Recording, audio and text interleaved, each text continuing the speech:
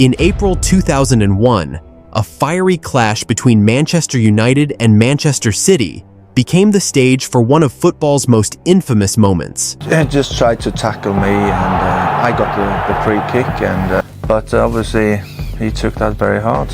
Two high-profile long-term casualties with mix and match cruciate ligament operations. It was almost 4 years later, when Haaland played for Manchester City, that anger boiled over at Old Trafford. Roy Keane on Haaland. I don't think that tackle was that bad. I really don't. April 2001, Old Trafford, Manchester United versus Manchester City. Roy Keane, United's captain and midfield enforcer, lunges at Manchester City midfielder Alf-Inge Haaland with a tackle so high and so vicious it sent shockwaves through the entire stadium. Keane stands over his fallen opponent shouting at him before receiving a red card and walking away without a hint of remorse. A clash with the Irishman defined Haaland's career. Coincidence or not, that was my last 90 minutes in England. So is that a coincidence or isn't it? This moment alone would have been controversial enough, but what transformed it from a bad tackle into one of football's most notorious incidents was what came afterwards. Keane's own words in his 2002 autobiography, where he appeared to admit that the challenge was premeditated revenge for an incident that had occurred 4 years earlier. This is the story of how one of football's most respected captains crossed a line that even his most amazing supporters struggled to defend, sparking debates about sportsmanship, accountability, and the darker side of football's competitive spirit that continues to this day.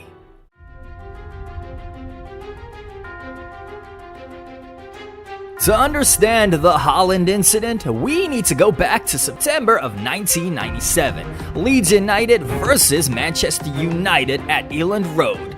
Keane, attempting to trip Leeds' Alf-Inge Haaland, twists awkwardly and ruptures his cruciate ligament, an injury that would sideline him for nearly a year.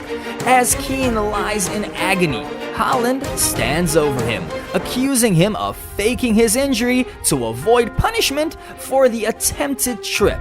And I think we were leading, but he just tried to tackle me, and I got the free kick. I just told him to get up, as I normally do with players, which is nothing more than that.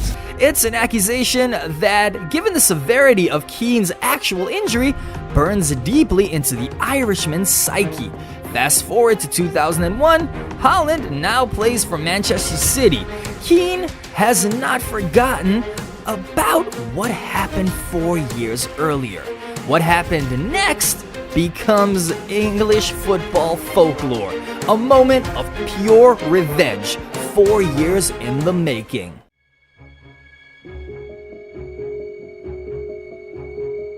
Just a year later, in his 2002 autobiography, Roy Keane writes words that would come back to haunt him years later. He stated, "I'd waited long enough. I hit him hard. The ball was there. Well, I think. Take that." He continues and he says, "And don't ever stand over me sneering about fake injuries."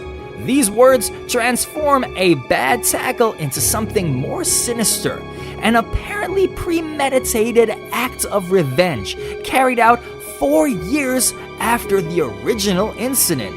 The football authorities reacted swiftly. Keane received an additional 5-match ban and also a £150,000 fine for the admission in his book. This passage creates a media firestorm.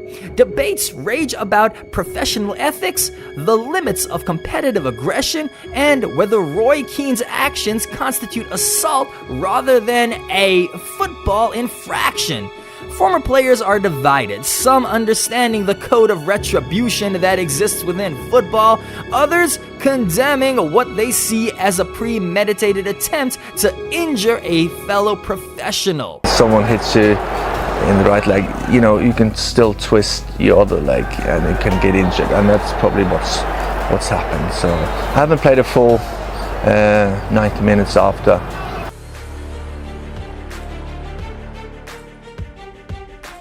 The reality, as often happens, contains more nuisance than the headlines suggest.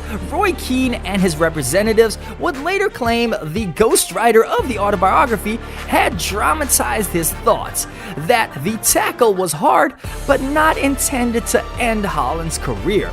They point out that Haaland played on after the tackle and even appeared for Norway days later. Haaland's career did end shortly afterwards, but medical evidence suggests that it was his other knee that caused his retirement, not the one that Keane actually tackled.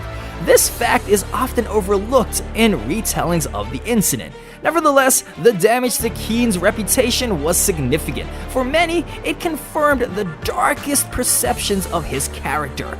Not just a fierce competitor, but someone capable of calculated malice. For others, particularly Manchester United supporters, it represented the extreme edge of winning mentality that made him such an effective captain for Manchester United over the years.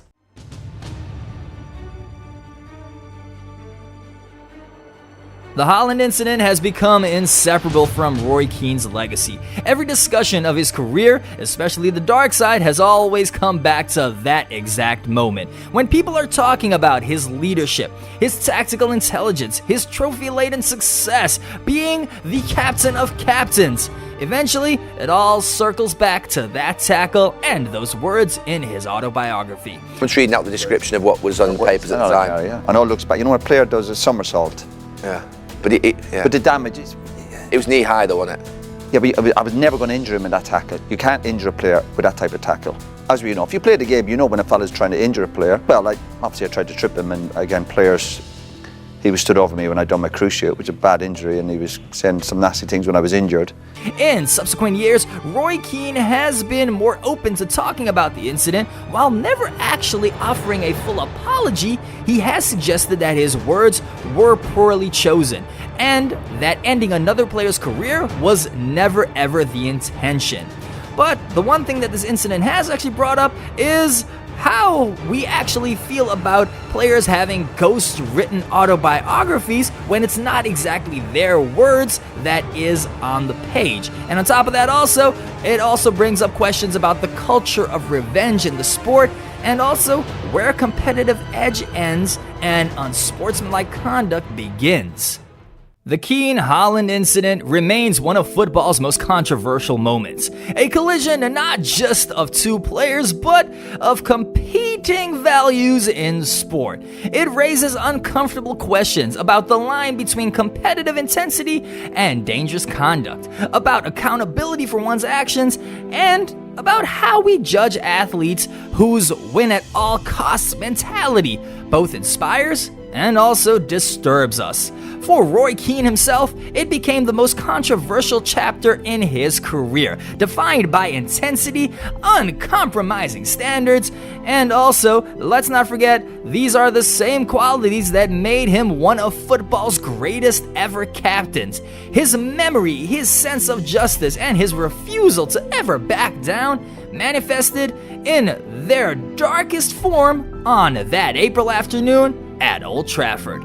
And guys, all this years later, the tackle and its aftermath continue to provoke debate, serving as a reminder that even in the beautiful game, there are moments of ugliness that force us to confront the complex nature of competition, revenge, and human capacity for both greatness and transgression. But I would like to think that the most important part is, what do you think? What do you think about the whole incident? Do you think it was overblown, or do you think that Roy Keane actually had a moment where he could have ended another player's career? And also, what do you think about holding a grudge for 4 years, allowing it to build up, and then taking it out on the player on the pitch? Let me know in the comments below, guys. Don't forget to like and subscribe for more footballing content like this. Remember that you can catch us every Monday, Wednesday, and Friday for more footballing content right here on the Footy Zone.